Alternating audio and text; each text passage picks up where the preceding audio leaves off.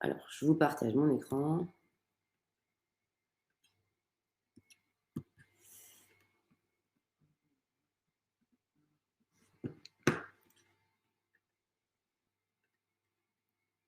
Hop. Le voici.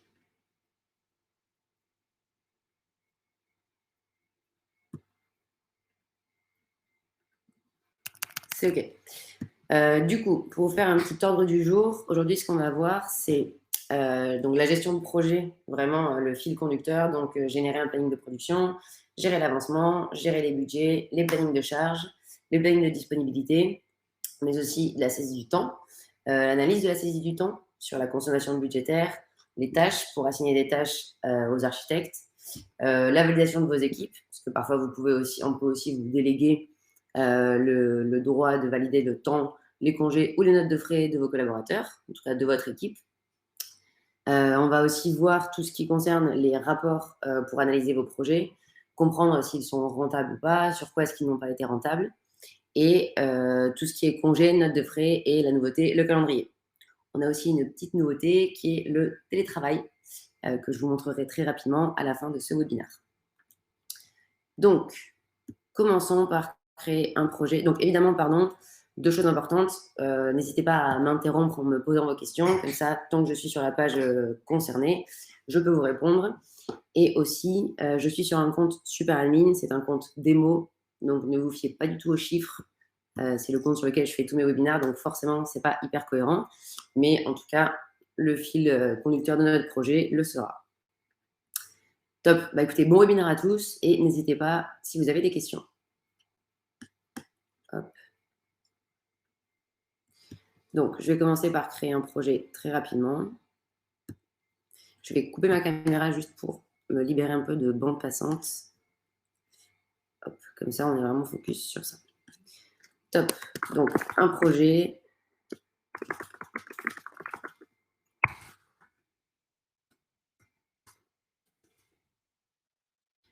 Un client, ça, vous avez dû tous déjà le faire au moins une fois. Donc, vous savez de quoi je parle. Je choisis les membres qui seront amenés à travailler sur mon projet et je crée. On va faire un projet simple. Ce qui nous intéresse aujourd'hui, c'est vraiment de voir toute la gestion d'un projet par rapport à notre équipe.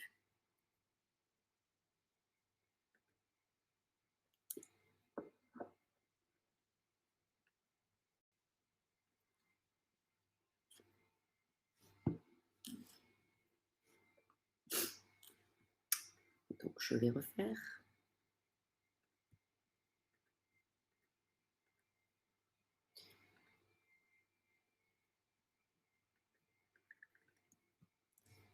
Bon.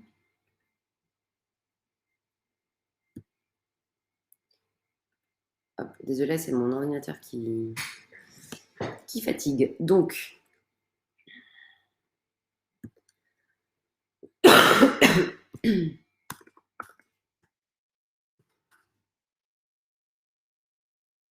il s'est créé, je ne pense pas. Je vais fermer les petites fenêtres.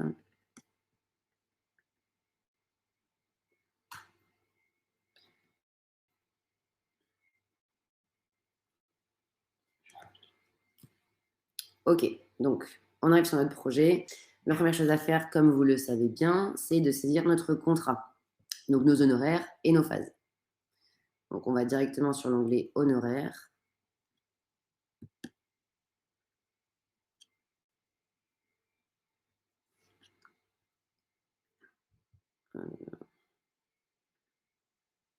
Honoraires projet. Non, ça. Je vais saisir mon montant de coût des travaux. Vous comprenez pourquoi j'ai toujours des chiffres d'affaires ahurissants. Je choisis mes phases, du coup, sur mon projet.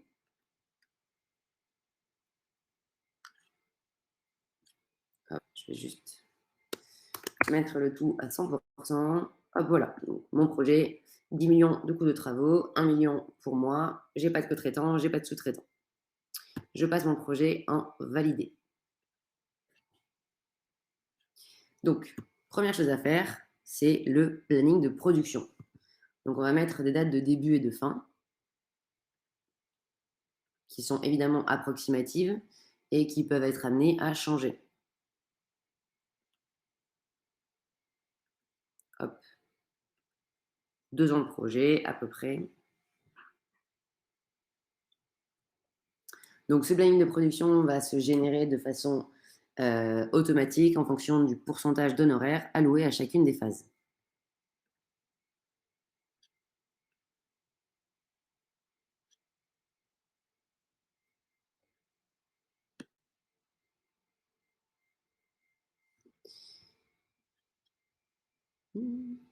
Voilà.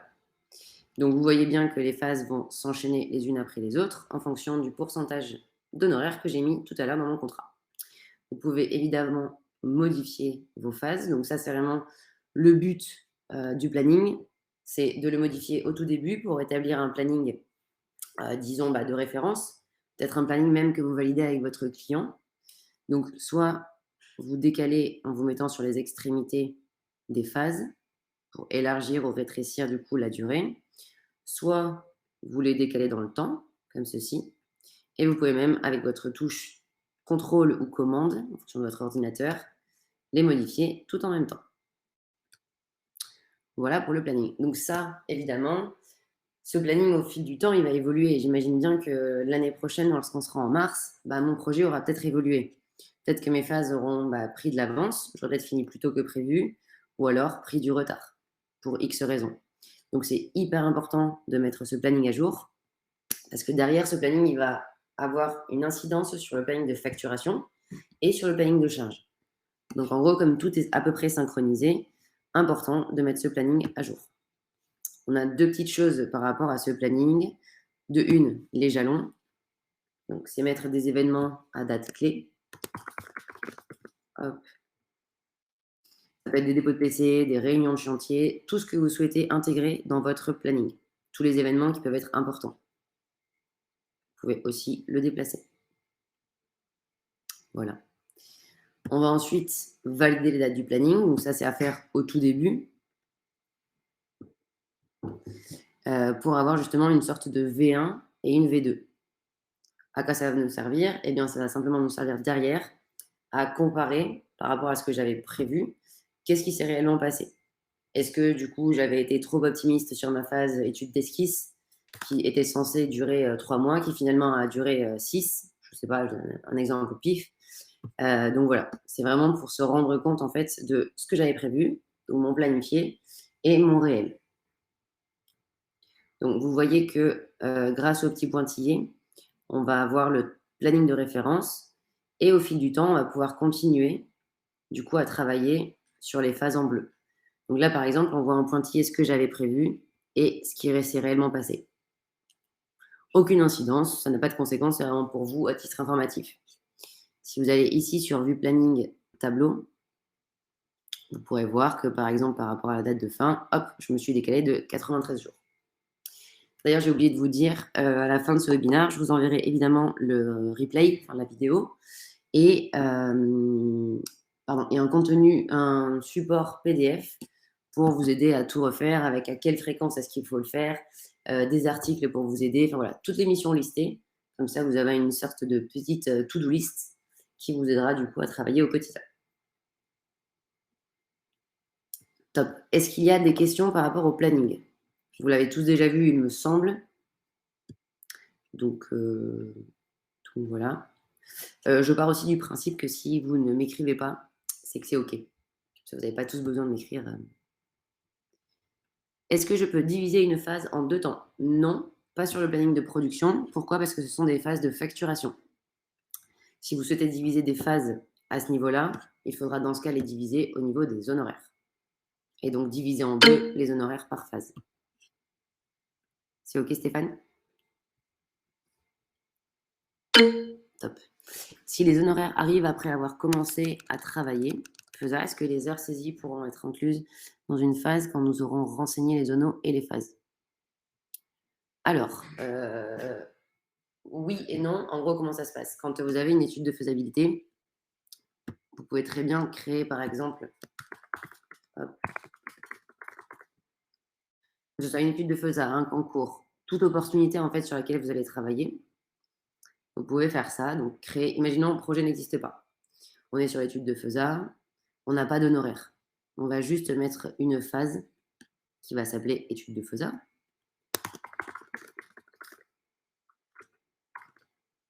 Hop, et c'est tout. OK.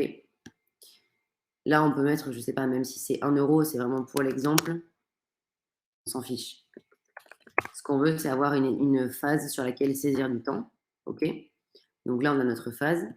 Et à quoi ça va nous servir derrière? C'est une fois que notre étude de FESA devient un contrat, on va pouvoir gérer les phases. Et là, on va pouvoir mettre étude d'esquisse. Ou alors, créer, donc continuer à mettre étude d'esquisse et toutes les phases qui s'en suivent. Ou alors, créer un nouveau projet d'honoraire dans lequel on va mettre du coup toutes nos nouvelles phases. Donc en gros, ça ressemblerait à ça, étude de FESA. On aurait du temps d'étude de FESA, parce que vous pouvez créer vos propres types de temps. Et ensuite, on génère notre projet, ici, avec les réelles phases du contrat. Marlène, est-ce que ça répond à votre question? Super. Comment ajouter un collaborateur une fois le projet créé? Alors, je finis juste avec le planning et l'avancement, et après, c'est la troisième étape, donc très bien de le souligner, pour justement pouvoir faire le budget et le reste. Top. Merci Andréane. Du coup, planning, c'est OK pour tout le monde. Donc, je passe maintenant à l'avancement. Donc, l'avancement, pareil, c'est la mission des chefs de projet. C'est vous qui êtes les plus à même de dire, tiens, ma phase, elle est à 50%, ou est-ce qu'elle est à 100%? Elle est livrée. Donc, c'est vraiment à vous de faire ceci. Alors, pas tous les jours, hein, évidemment, pas 2 fois par jour. L'idéal, c'est 1 fois par semaine. 1 fois par semaine, vous faites un petit point de vos projets et vous dites, OK, on en est où de ce projet-là? OK, très bien. Vous pouvez aussi les saisir ici. Son manuel. Aussi, c'est une petite nouveauté, je ne sais pas si vous l'aviez remarqué. Donc, pareil, avancement à faire au moins 1 fois par semaine. Ensuite, au niveau des membres, donc honoraire, planning, avancement, c'est un peu le b.a.-ba des projets. Maintenant, on va passer à tout ce qui est gestion du projet, donc le budget, les membres de mon équipe et mon planning de charge. On va commencer par aller dans les paramètres et membres. Ici, donc, vous vous souvenez, quand j'ai créé mon projet, j'avais sélectionné ces 3 personnes pour former mon équipe.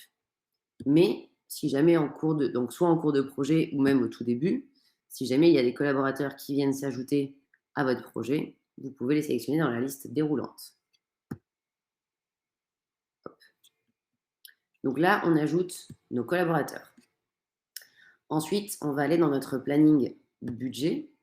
Donc ça, pareil, c'est toujours au tout début pour mettre en place en fait notre projet et derrière, tout va se générer, disons, de façon plutôt automatique. Donc, on génère un budget. Donc, on l'active d'abord. On va gérer les rôles. Donc, on va se poser la question, et bien voilà, sur ce projet, de qui est-ce que j'ai besoin? J'ai besoin d'un chef de projet, d'un designer et d'un architecte senior. Et d'un junior. Tiens. Hop, on est 4. Donc, ici, par exemple, Anaïs, elle se range toute seule dans Archi Senior parce que c'est un rôle qui a été paramétré en amont au niveau de l'agence au global. Mais je peux très bien décider de placer mes collaborateurs en sélectionnant les initiales et en les mettant chacun sur leur rôle. Hop. Vous pouvez très bien avoir un rôle et sur ce rôle, vous pouvez très bien avoir plusieurs collaborateurs. Vous n'êtes pas limité à un collaborateur par rôle. Bon, là, pour l'exemple, on va faire comme ça, tiens. Hop, on va mettre 2 designers, pas d'archi senior. Hop. Donc, j'ai un chef de projet, un archi junior et le rôle designer avec 2 collaborateurs. Donc, ça va vraiment se faire en 2 temps. On va d'abord faire un budget par rôle. Pour l'instant, on ne s'occupe pas des collaborateurs. Et ensuite, on fera un budget par collaborateur. Les rôles sont définis par défaut, mais quelle visibilité le gérant doit nous avoir donné pour visualiser toutes ces fonctions? Alors, excellente question. Là, c'est vraiment une question de permission. Si vous voulez, après, je vous fais dans le récap que je vous ferai, je vous noterai toutes les permissions en fonction de chacune des fonctionnalités. Comme ça, vous aurez vraiment les visuels et les permissions en fonction de chaque chose. Mais globalement, ici, c'est les permissions pures. Bah, donc, je vais me le noter et on le voit à la fin si vous voulez. Mais en gros, là, c'est vraiment des permissions pures de gérer le budget, gérer les membres de l'équipe, gérer les plannings de charge, etc., etc. Mais je vous le noterai sans faute dans le compte rendu.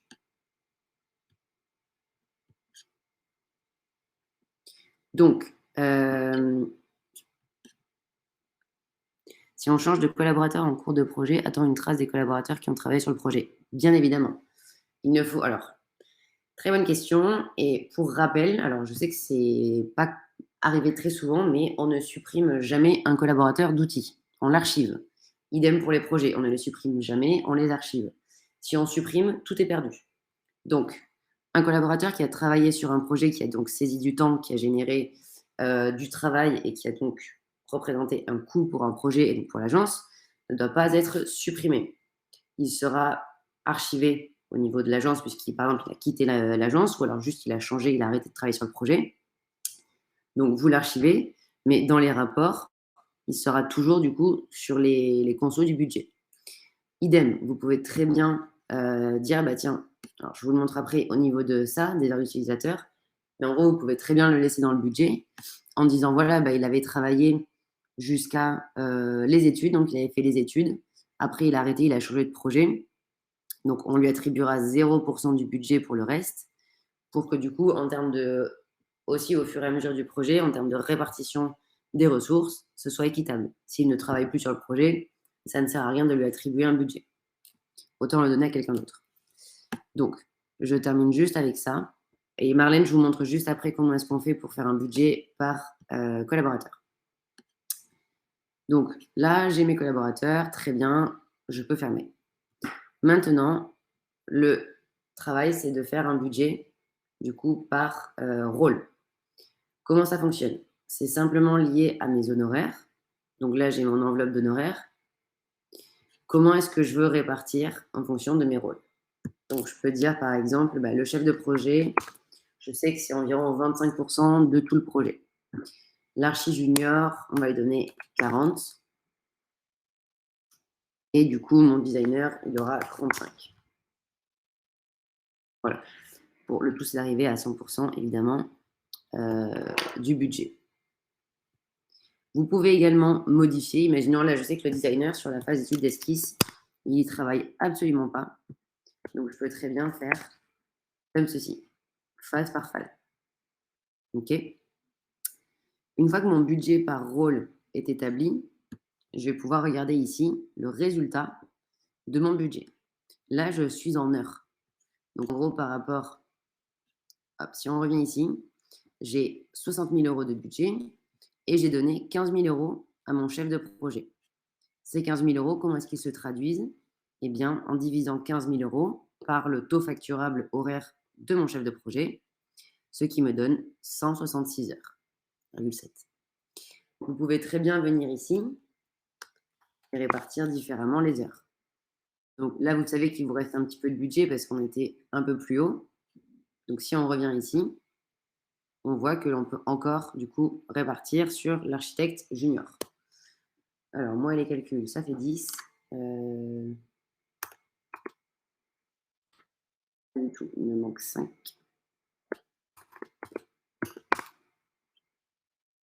Voilà. Donc là, comme ça, vous pouvez en fait jouer entre et les heures budgétées et les pourcentages budgétés. Donc, vous le faites une première fois au tout début du projet et après, on n'y touche plus. Sauf cas exceptionnel où il y a des collaborateurs qui rentrent sur le projet, d'autres qui en sortent. Mais en soi, c'est un budget, c'est un prévisionnel, ça n'a pas d'incidence. C'est-à-dire que c'est pour aussi vous aiguiller dans la gestion de votre projet. On reviendra plus tard sur actuel et consommation budgétaire une fois que l'on aura saisi du temps. Est-ce que c'est OK pour tout le monde pour le budget? Est-ce qu'il y a des questions?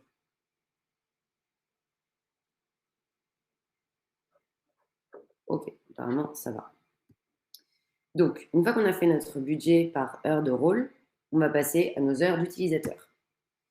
Il faut toujours, toujours, toujours le faire. Pourquoi? Parce que si vous n'avez pas activé les heures des utilisateurs, vous ne pourrez pas derrière synchroniser votre planning de charge.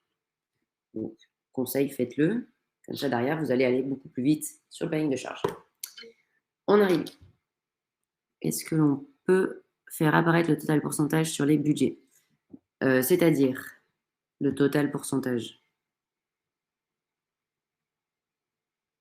qui reste.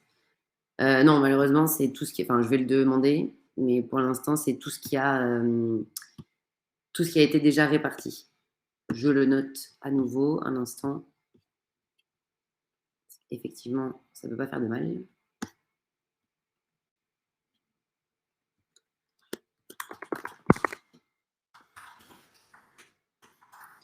Et ça nous entraîne à des calculs. Hop. Ok, c'est noté. Du coup, alors je vais juste changer Baptiste qui n'est pas actif, donc qui n'est pas invité, donc je ne peux pas le planifier. Donc, bah tiens, exemple parfait pour voir comment est-ce qu'on change un collaborateur. Bon, même si là, il n'a rien fait. Hop, j'enlève Baptiste. Et je vais mettre, qui est-ce que j'ai invité sur ce compte? Hop. Je reviens sur mon planning, mon budget.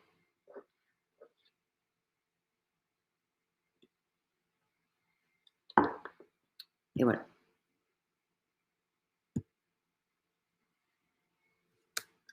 Super.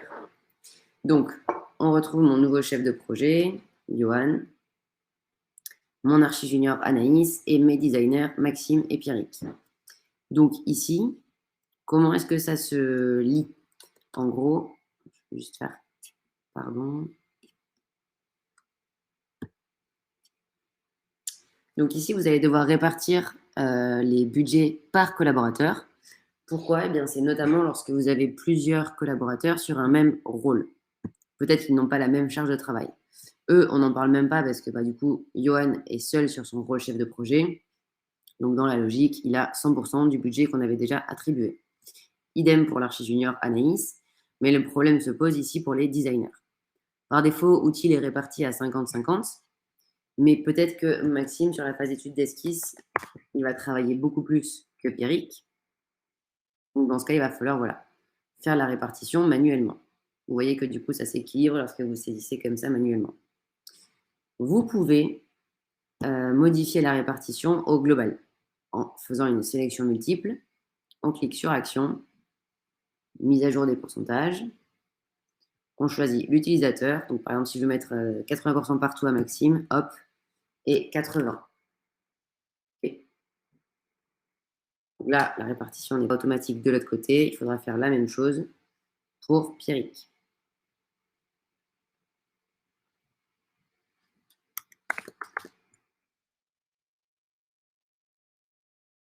Parfait. Donc voilà, là, mon budget, en gros, il est fait partout, pour tout le monde. Donc, je suis OK. On a du coup le résultat ici des heures. Donc, ce sera bien mis à jour.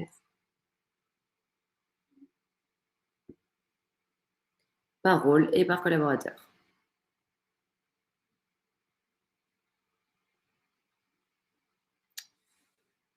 Alors.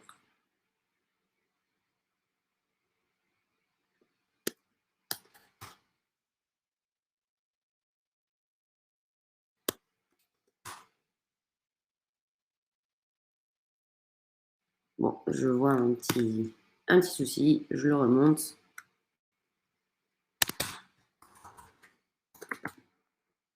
Hop.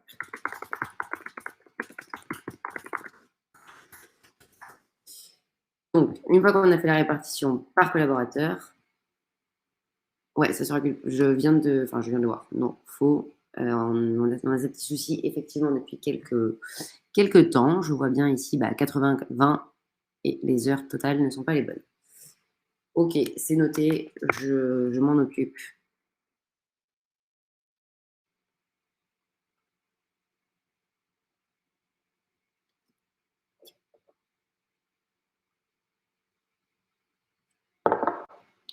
Si là, je fais ça. Ok, c'est juste que j'ai l'impression que quand on le fait massivement, ça ne marche pas. Bon, là, ça fonctionne. Ok, je le note. Je vous ferai, bah, du coup, dans le petit compte rendu que je vous ferai, je vous notifierai que, enfin, que ce sera bien réparé. Ok pour ça. Est-ce que, donc là, on vient de voir tout le budget. Est-ce que c'est ok pour vous? Est-ce que c'est clair? Est-ce que vous avez des questions? Est-ce qu'il y a des choses qui vous semblent pas simples?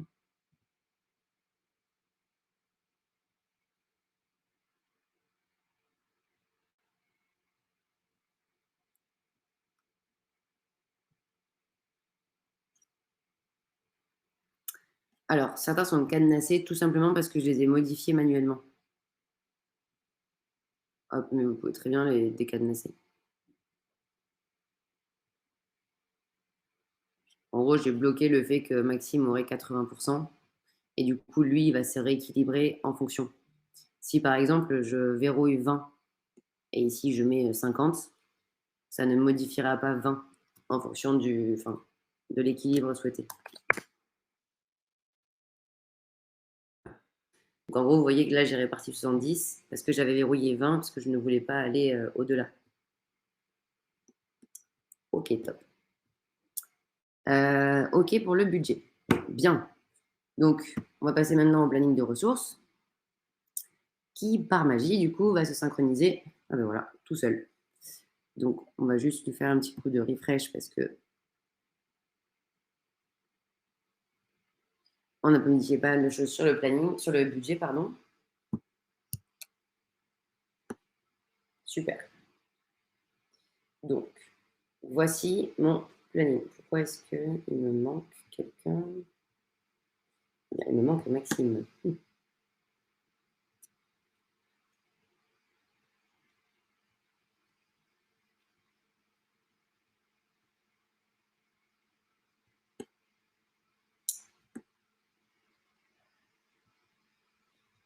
Est-ce que Maxime est invité?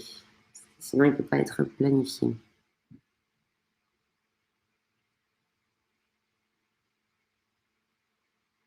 Ah ben voilà, pas invité. Bon, bah alors, exemple, très bon exemple, lorsqu'un collaborateur n'est pas invité sur outil, il ne peut pas être planifié. Donc c'est pour ça que vous pouvez avoir parfois des projets sur lesquels vous avez des périodes non attribuées. Chef de projet.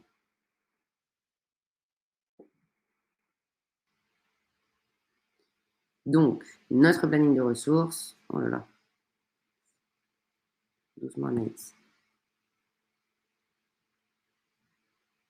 Notre planning de ressources, c'est pas possible, va se générer en fonction du coup de mon planning de production, donc les dates de mon planning, de début et de fin. Bon, ça, du coup, c'est l'étude de faiseur. On ne va pas la prendre comme exemple. Mais si on vient sur les autres phases, on va voir par exemple, voilà, donc mon projet, du coup, enfin webinar, et la phase étude d'avant-projet. On voit que les dates de début sont du 26 novembre jusqu'au 1er juin 2023. Donc ça, c'est vraiment synchronisé avec le budget. Vous avez plusieurs possibilités sur ce planning. Donc, la première, c'est que tout le planning a été généré automatiquement en fonction de votre planning de production et votre budget. Donc, ce que vous pouvez faire déjà, c'est de synchroniser également vos périodes avec votre planning de production. Pourquoi? Eh bien, tout simplement parce que si vous faites ça, on est sur l'étude d'avant-projet, qui commence au 26/11. Si on synchronise ma période avec mon planning et que je bouge mon planning, par exemple, imaginons, hop, ma phase d'étude d'avant-projet, en fait, elle va faire comme ça. Là, je reviens sur mon budget, pardon, mon planning de ressources. Hop, on était sur Pierrick, sur l'étude d'avant-projet. Attendez, c'était quoi? Qu'est-ce que j'ai bougé? Étude d'avant-projet, donc c'est ça. Et si je vais sur mon planning de ressources, bah, ah oui, j'étais pas sauvegardé aussi. Voilà. Donc là, on la retrouve. ici, étude de projet. On voit qu'on est passé du 20 et quelques novembre au 1er février, vu que je viens de la décaler. Et le truc important, c'est surtout ça. On est passé de 0 ou de 1 heure, quelque chose à 7 heures par jour. Donc, ce qui peut être intéressant, c'est d'aller tout synchroniser. Alors, pardon, j'avais pas vu la question. On n'a pas l'onglet ressources, semble-t-il. Alors ça, pareil, c'est vraiment qu'une question de permission. Donc, à vous de voir. En fait, ce qui est intéressant de ce webinaire, c'est de voir toutes les possibilités en tant que chef de projet. Et derrière, en interne, de voir ce que vous souhaitez déléguer, enfin, que l'on vous délègue ou pas. Donc, pour le planning de ressources, c'est vraiment 3 permissions à vous accorder. Si c'est un souhait en interne, parfait. Sinon, eh bien voilà. Donc, je disais juste pour synchroniser tout mon planning par rapport au planning, on va synchroniser avec le planning. Donc, c'est avec le planning de production. Comme ça, dès que je bouge une date, hop, ça me le met à jour ici. Parfait. Donc, je change de vue à nouveau. Voilà, donc en gros, voilà, toutes mes périodes seront maintenant synchronisées avec le planning. Donc, à vous de bidouiller, entre guillemets, vos périodes. Si jamais vous ne voulez pas la synchroniser avec le planning, vous voulez la diviser, par exemple, parce que vous savez que cette phase-là, elle va se jouer en 2 temps. Alors, où est-ce que je suis? Étude avant projet, étude avant projet. OK. Ici. Donc, vous voyez que ça s'est coupé en 2, juste là. Mais je peux faire comme ça. Je peux dire, OK, la première partie, elle va se dérouler de ça à ça. Donc, je vais dire Anaïs de travailler de début novembre jusqu'à à peu près fin novembre. Hop, par là. Et ensuite, elle va enchaîner plutôt en février. Non, c'était pas la bonne. Si, c'est ça. Plutôt en février, juste avant de rendre, juste avant la livraison de la phase. Hop, comme ça. Et en fait, vous allez au fur et à mesure, du coup, créer le planning comme ceci. Donc là, Anaïs, sur son planning, elle verra qu'elle a étude d'avant-projet ici, mais qu'elle le retrouve aussi ici. OK? Donc ça permet en fait d'avoir aussi une priorité sur les phases et sur les projets en divisant vos phases et en les travaillant manuellement. La mise à jour se fera automatiquement toujours. La mise à jour se fera automatiquement, oui, par rapport au planning de production, si et seulement si vos phases ne forment qu'un seul bout. Là, comme je viens de la diviser, elle n'est plus du tout synchronisée avec le planning puisque j'ai fait des dates manuelles. Et on peut diviser en plus que 2, oui, tout à fait. Vous pouvez diviser en 86 si vous voulez et faire que des petits bouts. Vous pouvez aussi dupliquer, alors ça revient un petit peu même à mon goût, mais hop. Voilà. Top. OK pour le planning. Donc, une fois qu'on a généré nos plannings sur les projets, chacun des collaborateurs va retrouver sur son tableau de bord, tout en bas, hop, ici, son propre planning. Donc, en planning projet, si on clique sur planning ici, encore une fois, moi je suis sur un compte démo, donc c'est pas top, puisque forcément je suis sur tous les projets. Mais sur vos comptes à vous, ce sera plus parlant. Et là, vous retrouverez du coup toutes les phases actives sur lesquelles vous êtes censé travailler. Ok, donc vous allez suivre tous vos projets. Et la petite nouveauté du jour, je ne sais pas si je pense que ça va en ravir plus d'un, c'est que depuis votre tableau de bord, vous avez votre planning ici, vous allez pouvoir saisir du temps. Imaginons, là, vous êtes en train de travailler sur ça, vous allez pouvoir créer une feuille de temps et dire, voilà, aujourd'hui, j'ai travaillé de telle heure à telle heure sur telle phase. Bon, il faut que je mette 1 heure, mais vous pouvez créer vos feuilles de temps, du coup, à partir de votre tableau de bord. Vous pouvez aussi créer vos propres tâches ou attribuer des tâches à quelqu'un.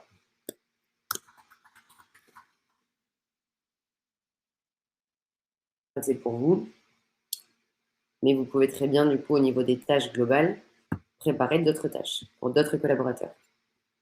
Comme ça, grande nouveauté, c'est vraiment pas mal. Ça fait gagner du temps et ça vous permet aussi de voir sur quoi vous êtes censé travailler aujourd'hui. Et quand on sera, par exemple, au 28 novembre, hop, je pourrais directement saisir du temps là-dessus. J'enchaîne un petit peu pour pas vous retarder trop par rapport au timing. Peut-on faire les feuilles de temps de manière indépendante au planning? Bien sûr. Alors, je vous montre juste la tâche tant que je suis là. Donc, on est sur notre tableau de bord. On a notre planning. On clique. Donc là, on a les infos de notre tâche, de notre période de travail, disons.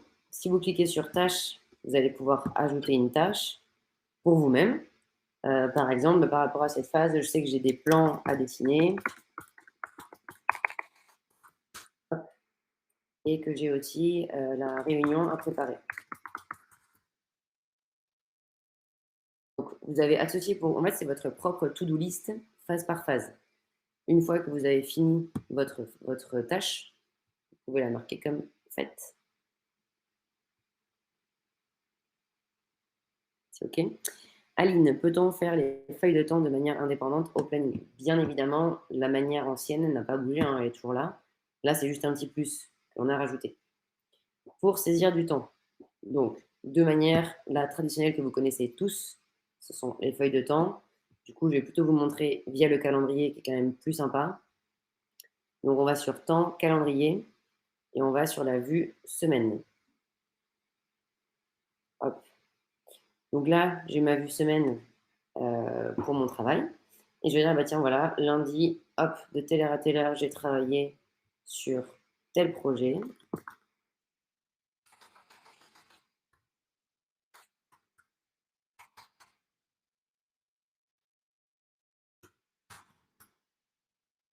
Là.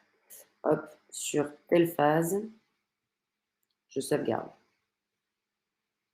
Ici, pareil, je fais une grosse journée, toujours sur le même projet, du travail, phase étude d'esquisse. Hop, j'en fais une dernière, c'est juste pour vous montrer après sur le budget ce que ça a comme incidence. Hop, je n'étais pas jusqu'à 16h, j'ai travaillé jusqu'à 20h. Hop, la phase étude d'esquisse. Voilà. On sauvegarde, on enregistre les brouillons, et là, ça passe, comme vous le savez tous, côté validation. Donc, chez un administrateur, vous n'aurez peut-être pas tous ce petit bouton équipe, mais en gros, ici, donc pardon, c'est pas là, c'est là. Si je vais sur temps, ou même sur ce petit module validation qui est nouveau aussi sur la nouvelle version, j'ai les heures, du coup, d'Anaïs. Est-ce que je les ai enregistrées, moi?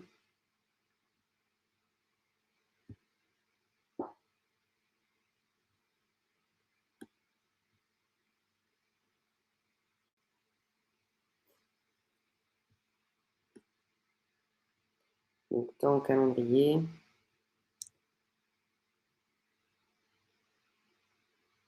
Semaine.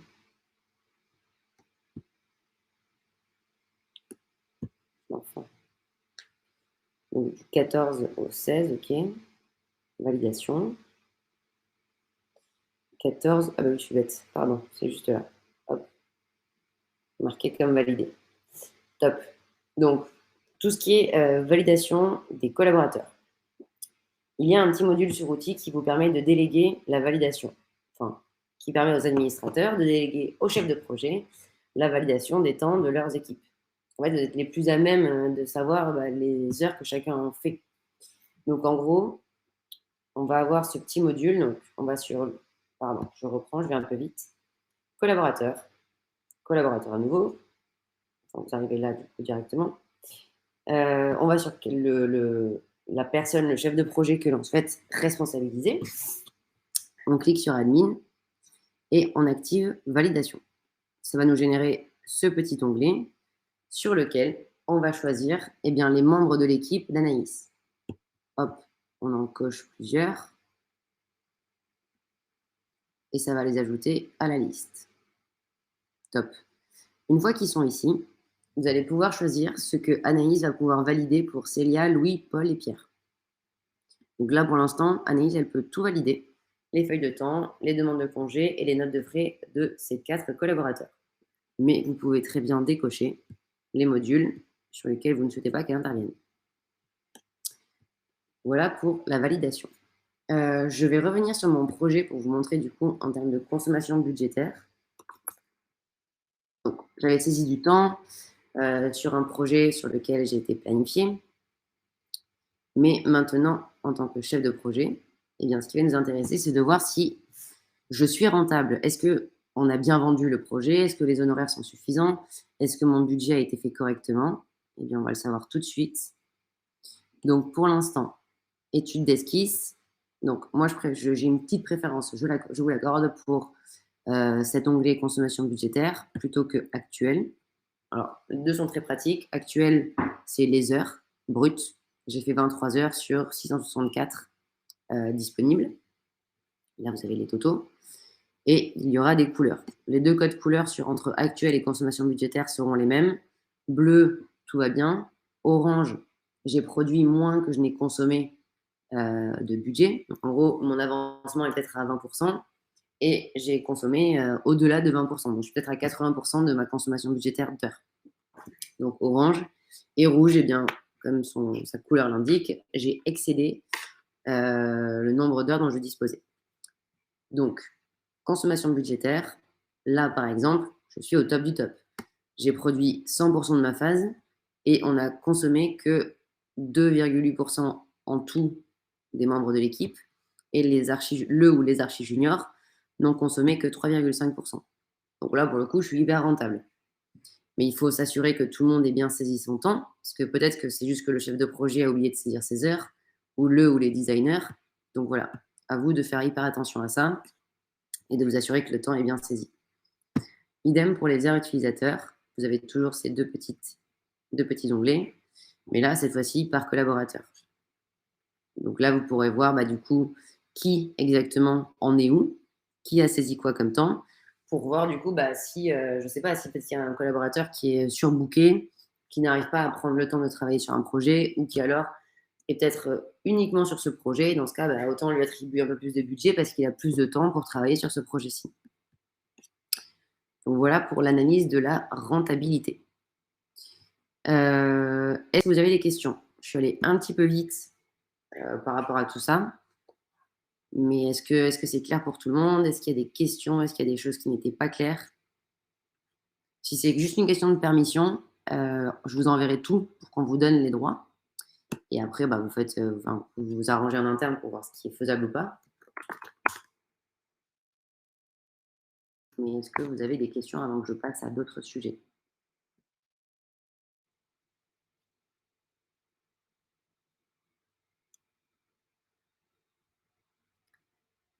On peut voir la synthèse globale de plusieurs... Oui, tout à fait.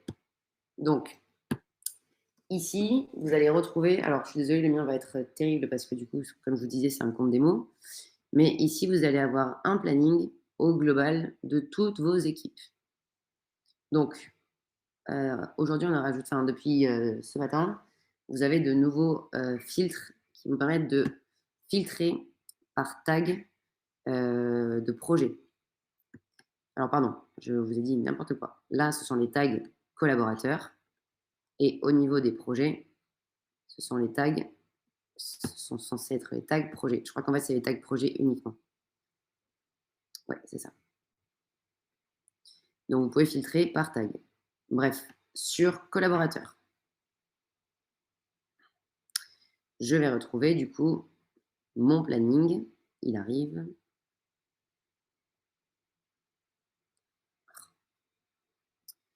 Mon planning par collaborateur. Donc là, je vais voir en gros qui travaille sur quoi. Là, Anis, elle est pas mal chargée. Lisa, ça va. Paul, pareil, mais il a pas mal de travail aussi. Pierrick, ok. Nanana. Et ici, j'ai le résultat de la disponibilité de mes collaborateurs. Donc en gros, ça va aller décrescendo. C'est-à-dire que plus mon collaborateur est occupé, plus son taux de dispo descend. Donc, ceux qui sont en rouge, comme la couleur l'indique, c'est que ça va pas top top. Ils ont peut-être beaucoup de travail, ils sont peut-être sur beaucoup trop de projets en même temps. Donc, à voir si on peut pas leur alléger un petit peu leur charge de travail. Là, Anaïs, elle frise le burn-out, hein, elle est pas top. Avec 1000% d'occupation, on n'est pas génial. Donc, en gros, il faut voir comment justement homogénéiser l'occupation de tout le monde pour que du coup chacun soit à peu près et des répartitions, disons, de travail à part égale. Donc, sur ce planning, vous pouvez aussi modifier les phases. Je trouve que c'est pas mal parce que par collaborateur ou par projet, vous pouvez vous dire, OK, Anaïs, je la mets en prio. Enfin, il faut qu'elle se dise que je vais ordonner ses projets en priorité. Donc, là, Maison Hosseger passe en premier et Webinar 1309 passera après.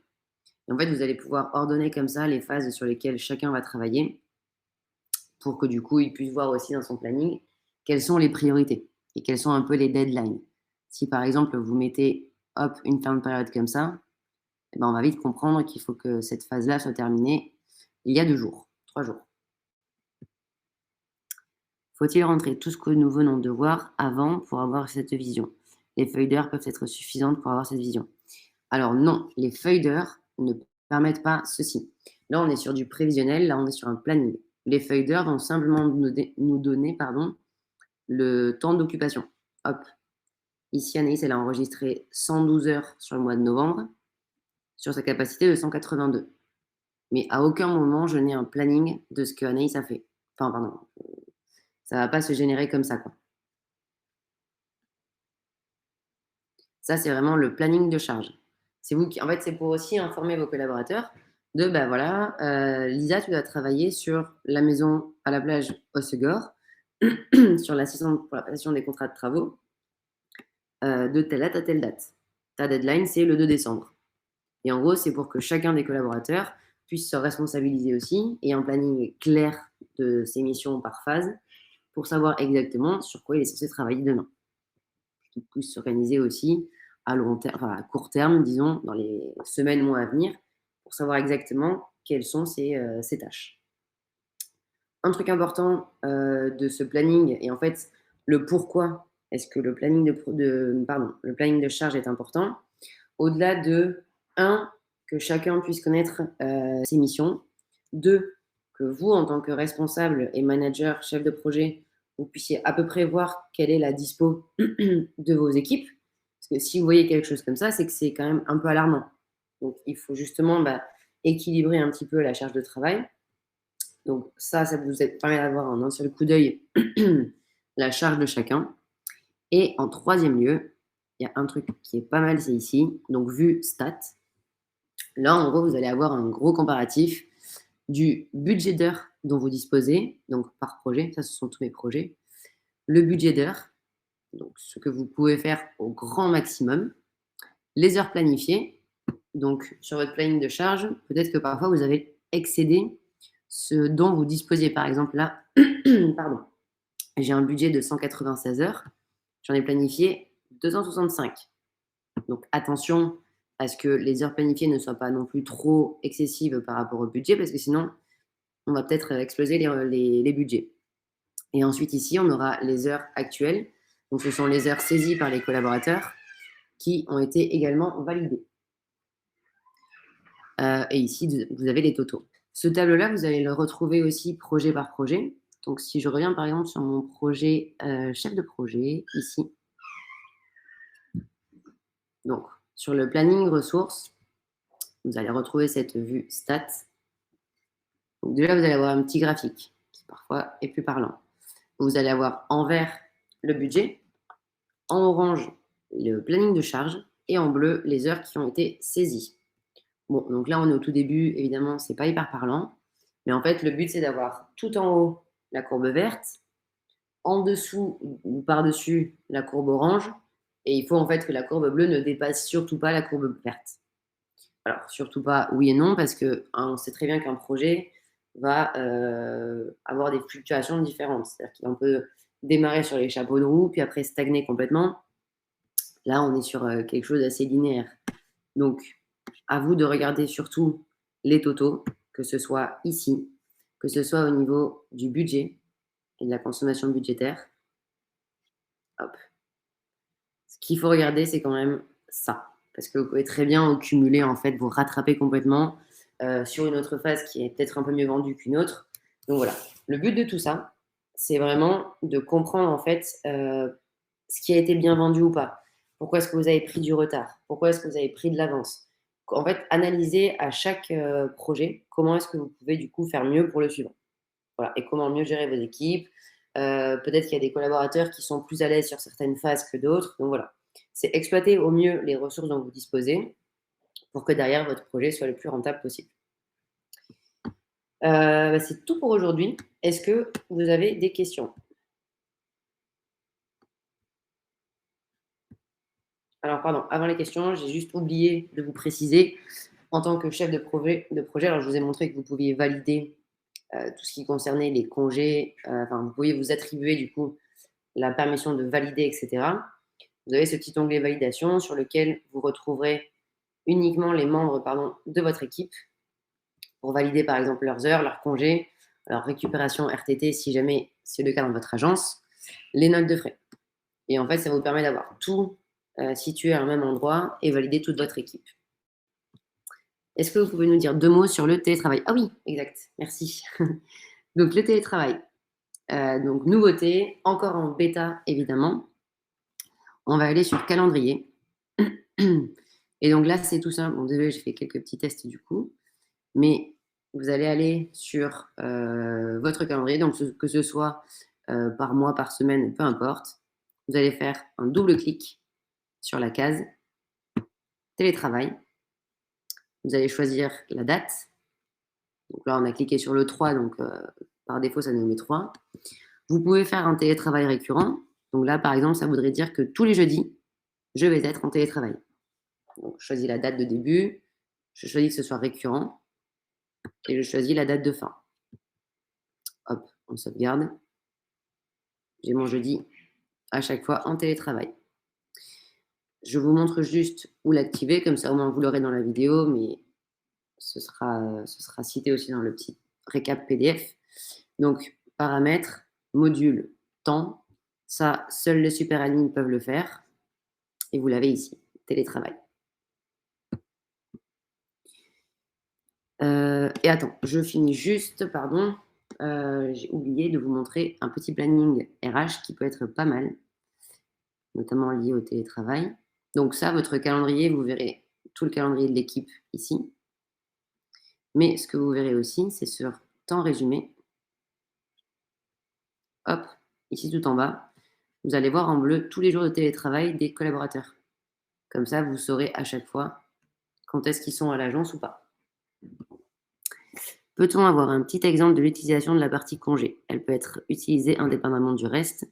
Oui, tout à fait. Alors, les congés. Donc, congés. Je vous montre sur calendrier parce que vous avez déjà dû l'utiliser sur les temps. C'est moins marrant. Congés, on va aller par exemple en janvier, l'un des pires mois de l'année. Hop, là, je vais prendre 3 semaines parce qu'il ne fait pas beau à Paris. Hop, je pose mes congés, donc je sélectionne, en fait, je vais glisser. Donc, je clique. Vous voyez, je glisse avec ma souris sur le calendrier. Ça me sélectionne du coup automatiquement la date de début et la date de fin. Je peux demander le type, je vais préciser le type de mon absence. Là, je vais prendre des congés payés et je vois mon solde de congés. Je sauvegarde. Hop, ma demande est en brouillon puisqu'elle est assurée. Je clique dessus à nouveau et j'envoie le brouillon. Une fois que le brouillon est envoyé, ce sera à l'administrateur, excusez-moi, de valider mon brouillon. Alors, pardon, c'est pas ici, c'est dans validation. Congé. Janvier, ici. Marqué comme validé. Et là, c'est bon, le congé est accepté. Donc, toutes vos missions, je vous ai montré l'intégralité des missions possibles pour un chef de projet. Maintenant, libre à vous de choisir celle qui vous correspond le plus, en tout cas celle que l'on peut vous attribuer. Il y a toute la gestion de projet, planning, avancement, budget, planning de ressources, ajouter les membres de l'équipe sur mon projet, gérer les disponibilités de chacun et analyser du coup derrière la rentabilité du projet. Donc ça, c'est tout ce qui est pilotage des projets, mais vous avez aussi ce petit volet RH de validation des feuilles de temps, validation des notes de frais, des congés, pour gérer au mieux votre équipe et savoir, du coup, en fait, ça va vous aider aussi à avoir une vision globale de votre équipe. Donc, vous savez que, par exemple, sur les 10 membres de votre équipe, de votre pôle, il y en a peut-être 2 qui sont en congé pendant telle ou telle période. Donc, vous allez dire, OK, s'ils sont en congé, je vais te mettre toi sur telle phase en attendant que l'autre revienne, etc., etc. Ça vous permet de jongler plus facilement et d'être beaucoup plus au courant des absences de chacun.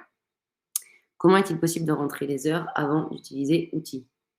Vous voulez dire les heures qui ont été saisies hors outil, avant que vous arriviez sur le logiciel? Oui. Alors, 2 types d'imports pour ça. Soit vous avez l'import heures par mois. Donc déjà, on va sur votre prénom, données, import, nouvel import.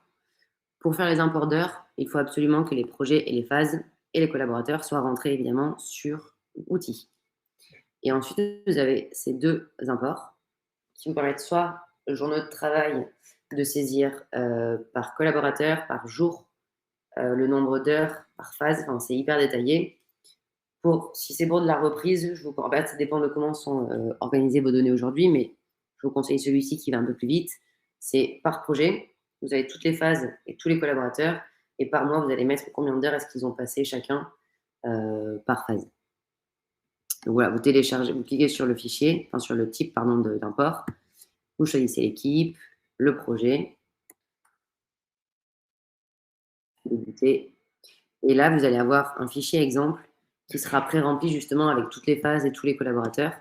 Comme ça, vous aurez juste à saisir les heures, sauvegarder, réimporter à ce même endroit ici, et hop, c'est bon. Vos heures seront intégrées et validées. Top. Est-ce qu'il y a d'autres questions?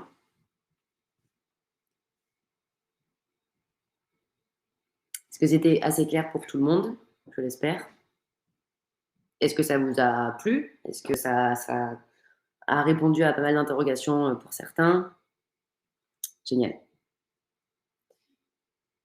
On en fera d'autres, des webinaires comme ceux-là par rôle, parce qu'on se rend compte que ça marche pas mal. Enfin, ça marche pas mal. Parce que c'est plus intuitif pour vous de participer à un webinaire par rôle plutôt que par fonctionnalité. On fera les deux, hein, mais on en fera plus des comme ça. Top, merci Joël. J'ai eu un problème pour me connecter. Pauline. Pauline, vous pouvez m'envoyer un petit chat, comme ça on regarde ça toutes les deux juste après. Vous envoyez le lien pour la réunion. Alors, ah oui, pardon, webinaire. Oui, non, mais je suis désolée, on a eu un souci ce matin encore. Je n'avais pas le bon lien, ça n'avait pas été bien paramétré. Mais en revanche, je vais vous envoyer la vidéo à tous de tout ce qu'on a vu aujourd'hui, plus un récap PDF de tout ce qu'on a vu avec les liens, les articles, les captures d'écran, etc., etc. Ce sera sur Internet, une vidéo YouTube en fait. On va la télécharger sur YouTube et comme ça, vous l'aurez avec un petit lien. Top. Merci à tous en tout cas. Je vous souhaite une très bonne journée. Comme d'habitude, n'hésitez pas si vous avez des questions. On est dispo sur le chat, par mail. Voilà. Bon courage pour votre semaine et à très bientôt.